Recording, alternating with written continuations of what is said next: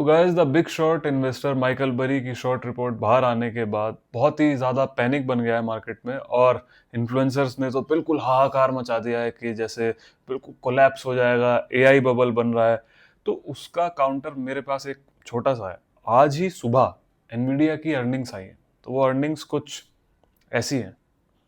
62% year over year growth है और 72 to 74% उनका ग्रॉस मार्जिन है और Q4 का उनका आउटलुक भी ये रहा। हम्म, तो अगर एआई बबल की बात है तो मैं तो ये कहूंगा कि एआई बबल अगर है भी तो मेरे हिसाब से वो एनवीडिया में तो नहीं है और माइकल बरी एनवीडिया और पेलेंटियर में ही शॉर्ट गए हैं। और देखा जाए तो माइकल बरी 2008 के बाद उन्होंने बहुत सारी शॉर्ट पोजीशंस ली हैं जो उनकी सही भी नहीं निकली हैं। जैसे कि उन्होंने टेस्ला में शॉर्ट किया था, तो टेस्ला उसके बाद 4 गुना हुआ। उसके बाद उन्होंने कैथी वुड के भी एक फंड को शॉर्ट किया था, वो भी उसके बाद बढ़ गया।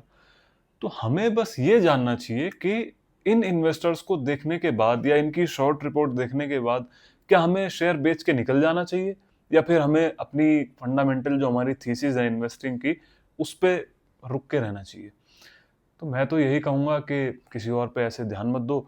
और ऐसा तो ये बड़े इन्वेस्टर बहुत करते हैं जिसमें ये पहले अपनी पोजीशन बना लेते हैं शॉर्ट की, फिर आके नेगेटिविटी फैलाते हैं और रिटेल का पूरा फ्लो अपने साथ लेना चाहते हैं। तभी तो डंप आएगा बड़ा, तभी उनका प्रॉफिट बढ़ेगा।